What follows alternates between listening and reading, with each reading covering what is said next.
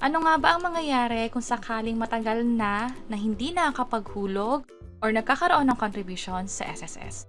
By the way, kung first time mo sa channel na to and gusto mo pa ng mga online tutorial videos katulad nito, please click the subscribe button. Nandito tayo sa SSS online account ko kung saan pa nag-apply ako ng salary loan, magkakaroon ako ng error message na you have no 6 contributions for the last 12 months. So yung monthly contribution natin, malaki yung epekto nito sa pwede nating i-apply na loan o sa magiging benepisyo natin. Also, kung nandito ka rin lang naman sa SSS online account mo, na pwede mong i-access gamit yung phone or computer mo, makikita mo na rito kung nakakailang contribution ka na ba. Halimbawa, i-click ko tong view contribution, at ito na yung huli kong nahulog. So, matagal-tagal na din.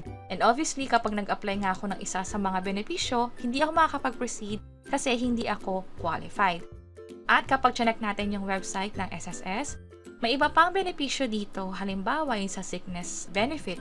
Hindi tayo makakapag-proceed kasi yung qualifying condition niya ay dapat meron kang at least 3 months contribution within 12 months bago yung semester ng pagkakasakit. Ganito rin yung sa maternity, 3 months contribution.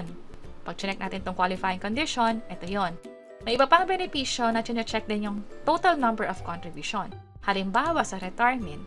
Mas maganda na makakumpleto ka ng 120 monthly contribution para lifetime magkakaroon ka na ng benepisyo at 13th month pay or pension sa SSS. At katulad dito sa account ko, nakapag-check ko yung contributions ko, kung gusto kong maging active member ulit or active na naguhulog, hindi ko na kailangan pumunta sa branch, hindi ko na kailangan mag-notify sa SSS o tumawag sa kanila. Instead, hulugan ko lang talaga ito. Paano? Pumunta lang sa payment reference number, contributions, at mag-generate ng PRN. Halimbawa, voluntary, pwede rin naman OFW. And then, piliin lang yung applicable period, select contribution, pwede yung minimum na 560, generate PRN, at pwede nang bayaran gamit yung PRN na to. Mula mismo sa SSS online account, pwede nang mag-proceed by clicking this pay hanggang sa makarating dito.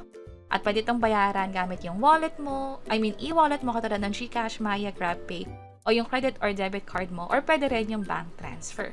So kung alam mo na kailangan mong mag-claim ng benepisyo sa SSS, halimbawa for retirement or for maternity kung manganganak ka, mas magandang pagplanuhan at i-consider mo rin yung mga hulog mo sa SSS para nga naman makakuha tayo ng benepisyo.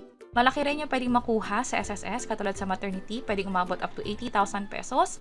At kapag naman gusto nating mag-loan, pwedeng umabot up to 40,000 pesos. And that's it. Sana nakatulong tong video na to. Kung pakiclick ang like button at para sa iba't ibang mga tutorial videos, pwede nyo i-share ito nasa baba. Sana makatulong and see you sa mga next videos. Bye-bye!